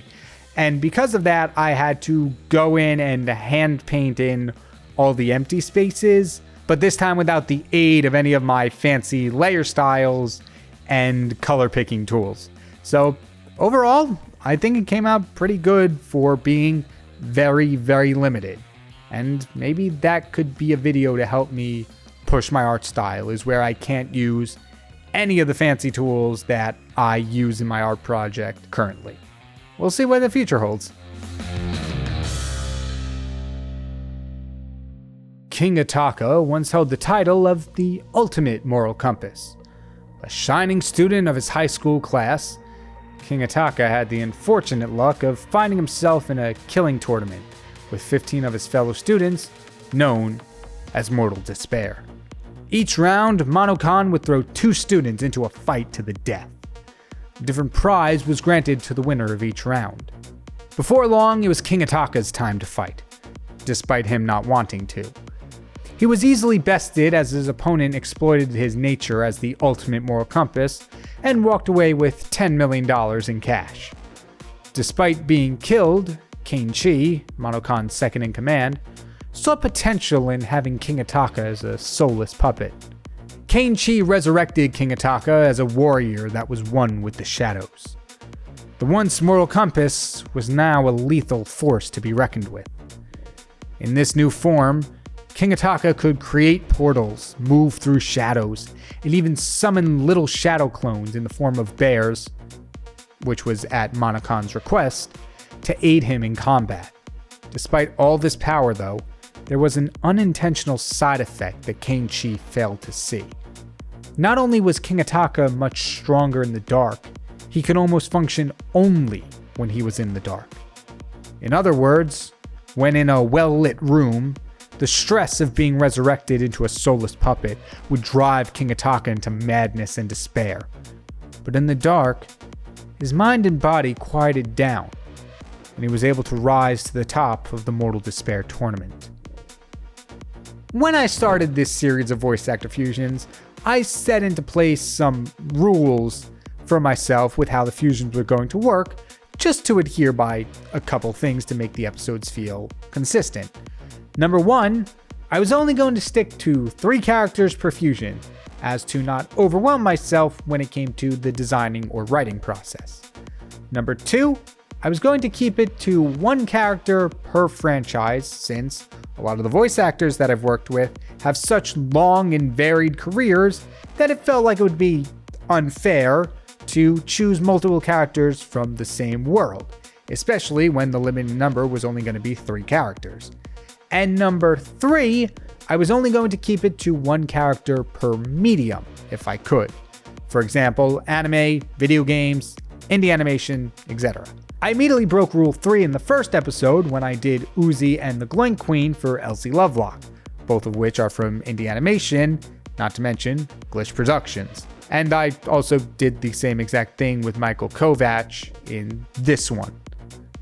Whoops. And as I was talking to my other artist friends that you know and love, Nerd Comics Inc. pointed out that I broke the only 3 character rule in part 4 when I threw in both Grimlock and Goliath for the Keith David fusion, even though they were just relegated to the shadow and didn't even have bearing on the story for that character. All of this is to say that I've broken the last remaining rule that I've set for myself and included 2 characters from the same game series, both voiced by Sean Chiplock, those being Kiyotaka Ishimaru and Monotaro, both from the Danganronpa series. Oh, and I had another rule that I was going to only draw 1 character for each fusion that I technically did break here, but also didn't, but we'll get to that. That being said, I do feel in this instance that breaking these rules was necessary to the fusion as a whole, as it allowed me to include more elements of each character into it. As I mentioned in the previous drawing, Kinger was another hard one to incorporate into this design, as his design can be boiled down to chest piece, eyes, floating hands, and rope. A few more elements made it a little easier than Gangle, but it was still a little challenging than Michael Kovac. However, I did manage to get all 4 of those elements that I just mentioned into the design, and I cannot get over the semi-serious character having these huge bug eyes that aren't even connected to his face. It looks so funny, especially with the big eyebrows being like, I'm angry. Not to mention, like, with the killing game / Mortal Kombat tournament in the story, just imagine every other student character has regular eyes, and there's just Kiyotaka Ishimura with Hey, what's up? That being said, though, the eyes don't feel out of place. Of course, they're intentionally lopsided because that's how Kinger is. But maybe I might try enlarging eyes in my style going forward to make them more expressive. Other than draping Kinger's robe over Kiyotaka's school uniform, the main body is just kind of there. I wouldn't say it's the standout part of the piece, as I don't really think it fuses everything together well. It's kind of like this character just woke up in the morning and threw on whatever clean clothes he had left in his closet before heading out for the day. However, the actual way they are drawn, I'm very pleased with. These are by far definitely the most detailed shoes I've ever drawn in my life, and I kind of can't stop gushing at them. And the same thing with the arm gauntlet and the sickle. I pushed the level of detail I go to when sketching a little further than I'm used to, and it really paid off in the final design. I also threw the cross from Kinger's head onto the hilt of the sickle, which I thought was a little cute addition. The new rendering style, like the other two, also helped out immensely here when it came to the different materials, since there were a lot of them in this drawing. The one I really want to bring attention to, though, is the big white lining on Kinger's robe. As I mentioned before on this channel, since I use multiply and overlay layers for my shadowing and highlights respectively, the closer a flat color is to white, the less you can see of the highlights on that part of the piece. So in this new style, as I mentioned, the fresh perspective, in order to fix it, I went with a light saturated sky blue and used that to simulate the highlights. So I actually ended up using a slightly darker color than the base color to simulate the highlights. Now, going back to that rule 4 that I did/didn't break by technicality, we have Monotaro thrown into the mix, and the main reason I chose to include Monotaro halfway through the actual drawing process is because I felt Noob Saibot was the least represented in the main character. And by throwing in this little teddy bear of chaos, I could include more of Noob, specifically his moveset, by making Monotaro act as the shadowy second person that Noob often has in the games.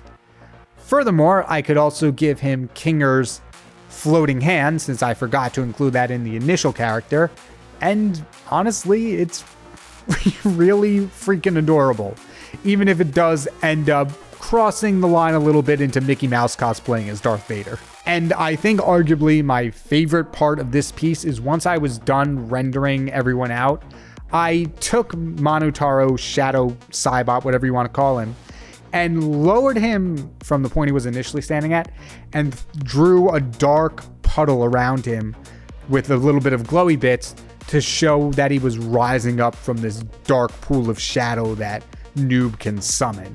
And I think that really, really sold the final piece.